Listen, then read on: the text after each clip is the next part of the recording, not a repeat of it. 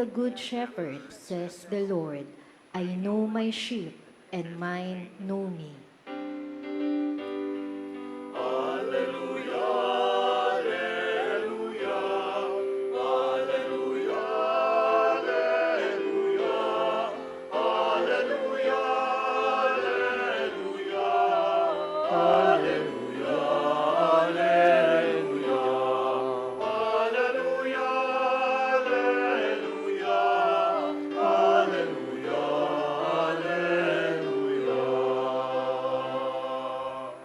The Lord be with you. And with your The spirit, proclamation of the Holy Gospel according to John.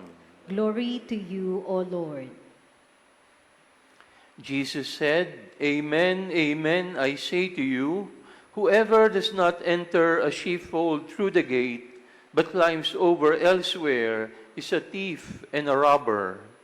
Whoever enters through the gate is the shepherd of the sheep. The gatekeeper opens it for him, and the sheep hear his voice, as the shepherd calls his own sheep by name and leads them out. When he has driven out all his own, he walks ahead of them, and the sheep follow him, because they recognize his voice. But they will not follow a stranger. They will run away from him, because they do not recognize the voice of strangers. Although Jesus used this figure of speech, the Pharisees did not realize what he was trying to tell them. So Jesus said again, Amen, amen, I say to you, I am the gate of the sheep. All who came before me are thieves and robbers, but the sheep did not listen to them. I am the gate. Whoever enters through me will be saved, and will come in and go out and find pasture.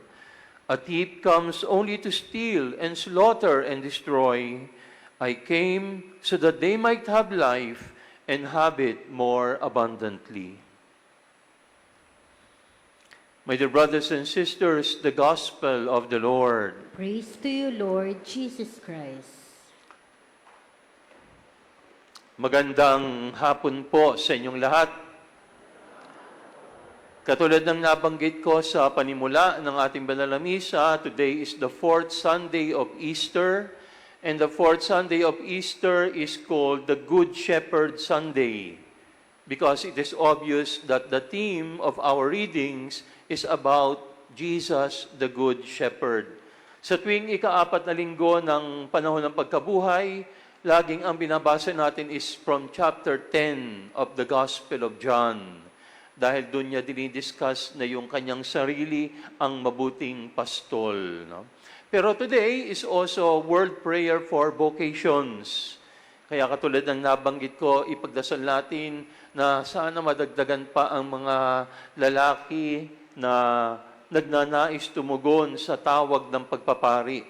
So if there are some young men here who are thinking of entering the seminary and maybe becoming a priest, that is something that I invite you to consider. At pati yung mga kababaihan din, because this is also a prayer that women may enter the religious life, because they are the shepherds of our future church. World Prayer for Vocation.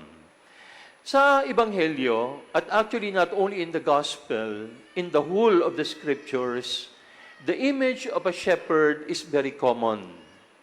Lalong-lalo na in the Old Testament. Lahat ng mga pinuno, whether political or religious, they are often compared to a shepherd. Una nating narinig ito in the Psalms, especially Psalm 23. Very popular psalm. I'm sure most of you, if not all of you, know this. Yan yung binasa nating responsorial psalm today. The Lord is my shepherd, there is nothing I shall want. Fresh and green are the meadows where He gives me repose. And then in Ezekiel 34, anong narinig natin doon? God, through the prophet Ezekiel, is castigating the leaders of Israel. Pinagagalitan niya. Bakit? Kasi yung mga pinuno ng Israel noon, hindi nila ginagamit yung kanilang kapangyarihan to really serve the people. Sa halip na patabain yung mga tupa, sila ang tumataba. No? Kaya God was telling them, a time will come when I myself will shepherd my people. So yun ang pangako ng Diyos, na siya na raw mismo ang magpapastol sa kanyang kawan. Now, when did we see that happen? Kanino natin yan nakitang nagkatotoo? In the person of Jesus. No, kaya naman in the Gospel of John, anong sabi ni Jesus? I am the good shepherd. Actually, in all of the Gospels, lagi namang inilalarawan na si Jesus ay pastol. In the Gospel of Matthew and in the Gospel of Mark, ipinakikita doon yung mga ginagawa ni Jesus bilang pastol. Pero it is only in the Gospel of John where Jesus will say, I am the good shepherd. So anong itinuturo sa atin ng Gospel of John? That shepherding is not only an activity. Shepherding is an identity. Being a good shepherd is not only something that you do. Being a good shepherd is something that you are. Kaya sa hapong ito, magandang pagnilayan natin, based on the gospel, ano ba yung nakatangian ng pastol na makikita natin, na pwede nating gayahin para sa ating sarili or para sa mga pinuno na ating pinipili sa ating bayan o simbahan? Number 1, the shepherd goes before the sheep. So the shepherd goes before the sheep. Ang sabi dito sa ating ebanghelyo, when he has driven out all his own, he walks ahead of them, and the sheep will follow him. So yung pastol, lagi yang nangunguna sa mga tupa. He walks ahead of them. He leads them. Bakit? Kasi po yung mga tupa, mahina ang paningin. Kaya pwede silang lumakad ng dire-diretso sa bangin, hindi nila makikita. Kaya yung pastol dapat nasa harapan ng mga tupa para gabayan kung saan lalakad yung mga tupa. He walks before them. But you know, this shepherd that goes before them, may katangian ito. Dapat he must be good. He must be a good shepherd. You know, we have a little problem because in the English language, yung salitang good, medyo vague. You can use it in many ways. Pero in Tagalog, medyo mas distinctive. Meron tayong dalawang salita na ginagamit sa good. Ano po iyon? Mabuti at magaling. Malaki ang pagkakaiba nila. At sabi ni Jesus, ako ang mabuting pastol. Hindi niya sinabi, ako ang magaling na pastol. Kasi maraming mga tao ang magaling, pero hindi mabuti.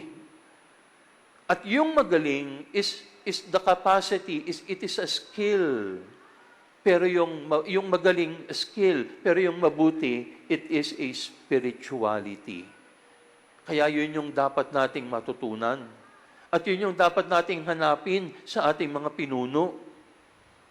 Hindi lang magaling, dapat mabuti. Yung mga may asawa dito, di ba, pag may ginawang mali yung inyong asawa, anong sinasabi ng mga wife? Ay, ang magaling kong asawa. Ayan, ano? Yeah. Pag ikaw ay tinawag na magaling na asawa, alam mo na may ginawa kang mali. No? Yung mga magulang, minsan ginagamit yun rin yan. Itong aking magaling na anak. No? Marami kasing mga tao magaling, pero yung kanilang kagalingan, ginagamit nila sa kabulastugan. Hindi ba yan ang ating problema, lalong-lalo na in our politics? We have many marami tayong mga magaling na mga leaders. Marami dyan top-notcher sa bar. Marami dyan take one sa bar. Pero yung kanilang kagalingan sa pagnanakaw. Di po ba? No? At kapag pinanonood mo yung mga investigation na ginagawa natin, you realize, kailangan magaling ka para ikaw ay makapagnakaw. At para mapagtakpan mo yan, you have to be good. But more than magaling, what do we really need? We need to be mabuti. At yon yung ipinapaalala sa atin ng Panginoon. Dahil pag sinabi mong mabuti, we are talking about the quality of the heart. A heart that always loves. At kaya sinabi ni Jesus, I am the good shepherd. Why? Because everything that He does is out of love. Sabi ni Jesus sa Ebanghelyo, maraming gumagaya sa akin. There are many who come before me, but they are thieves and robbers. Ayun. Maraming mga naglilider-lidiran, pero sila daw ay mga magnanakaw. Pero ang sabi ni Jesus, I am the good shepherd. Why? Because yung kanyang puso ay tumitibok sa pagmamahal. And that is why the image of the good shepherd is always related to the image of the Sacred Heart. Kasi yung puso ni Jesus ay puso ng pastol. At yung puso niya, nakalabas kung inyong makikita, di ba? Yung Sacred Heart. Yung ibang image nga ng Sacred Heart, hindi lang nakalabas eh. Hawak-hawak pa ni Jesus yung kanyang puso. Iniaabot na parang sinasabi, this is my heart always beating in love for you. Ang gandang image nun, sabi nga nung kaibigan kong pare, si Jesus lang talaga ang may karapatang sabihin, hawak ko ang beat. Dahil yung kanyang puso, it is beating out of love. No? So yan din sana ang hanapin natin sa lahat ng ating mga pinuno. At hanapin din natin sa ating sarili. Because in one way or another, all of us are leaders. All of us are shepherds. Let us make sure na hindi lamang tayo magaling. Siguraduhin natin na tayo ay mabuti. We go before the sheep to lead them. Second characteristic, the shepherd goes beside the sheep. No, katabi niya. He does not only go before, but he is also beside. And when he is beside, that means he loves them. He does not only lead, he loves them. Alam nyo, meron akong image na gustong ipakita sa inyo. I asked our tech guys to show you this image. Pwede ba nating ipakita yung image ng shepherd? Ayan, ano. So that is an image of a shepherd. At yung kanyang nasa likod ay yung tinatawag nating sheepfold. Kung inyong mapapansin, walang pintuan yung kulungan ng mga tupa. No? Can we show the next image? No? Kapag gabi, ang ginagawa ng pastol, doon siya natutulog. Doon sa entrada. Walang pintuan, pero doon siya humihiga. Why? Because sabi ng pastol, di ba sabi ni Jesus sa Ebanghelyo, I am the gate of the sheep. Hindi niya sinabing, there is a gate. Ang sabi niya, I am the gate. Bakit? Kasi kung merong gate, pwedeng mawala, pwede kang umalis. Pwede mong sabihin, ay may pintuan naman eh, so ligtas ang mga tupa. Pero kung walang pintuan, the shepherd is forced to be with the sheep. Doon siya natutulog. Na parang sinasabi niya, kung merong magtatangka ng masama sa mga tupang ito, over my dead body, kailangan mo munang dumaan sa ibabaw ng aking bangkay. Ang ganda ng image. No one can enter and no one can go out without stepping on his own body. Ganyan ang tunay na pastol. He is besides the sheep. Kaya yung mga tupa, kaamoy ng pastol. Because he is together with the sheep. Kaya yung tunay na pastol, marunong dumama, nadarama niya yung nararanasan ng mga tupa. Hindi siya dumadama. Marami sa ating mga leaders, di ba, dumadama eh. Alam niyo ba yung dama? Maraming mga bata ngayon hindi na naglalaro ng dama. Yung dama para yung chess. A local version of the chess. Yung pinapakain mo ng pinapakain. Pero yung pagpapakain mo, in the end, ikaw ang kakain ng mga pyesa ng iyong kalaban. No? Ganun yung mga dumadama. Akala mo nagbibigay. Pero hindi naman pala talaga nagbibigay, nagpapain. No? At tayo naman, nabigyan lang tayo ng konting ayuda. No? Akala natin, ay, sasambahin ko na ang leader na ito. Hindi. Ang tingnan natin, ano ba ang puso ng pastol na ito? Is he before the sheep? And is he beside the sheep? Is he willing to lay down his life for the sheep?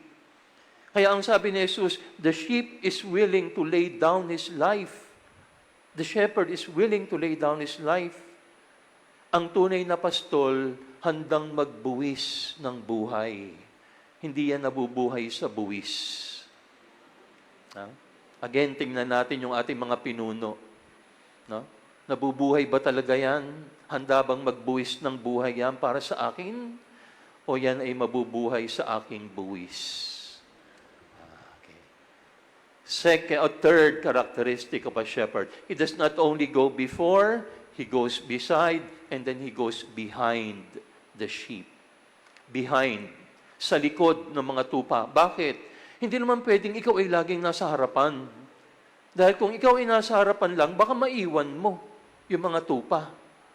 Hindi rin naman pwedeng ikaw ay laging kasama ng mga tupa. Baka hindi na matutong mabuhay mag-isa ang mga tupa. So, paminsan-minsan, ang ginagawa din ng pastol, hinahayaan niyang mag-isa in order that the sheep may mature and they will become strong and they can learn to live on their own. Now, ganun din ang tunay na pinuno. Dapat alam mo yung panahon na pwede ka nang umalis. Hindi mo iniisip na dapat forever akong nasa poder ng kapangyarihan. Yan ang problema sa atin. Mahilig tayo sa dinastiya. Mahilig tayo sa tatay, anak, kapatid, apo, lahat. Gusto ko isa lang. Hindi. Ang tunay na leader sasabihin niya, hindi lang ako ang pwedeng maglingkod. Maraming pwedeng maglingkod. At doon mo masusukat kung tunay na leader yan. Hindi ang tingin niya sa sarili, ako lang ang pwedeng maging leader. He has to go behind. He can leave. At si Jesus, ganun din ang gagawin eh. 3 Sundays from now, what will Jesus do? He will leave us. Yan yung ascension. Aakyat na sa langit si Jesus. Iiwan na niya tayo. Bakit? Dahil meron na siyang kapalit. Yung mga apostoles, they will now take care of the church that He has established. No? The true measure of a leader is not a leader who gathers admirers.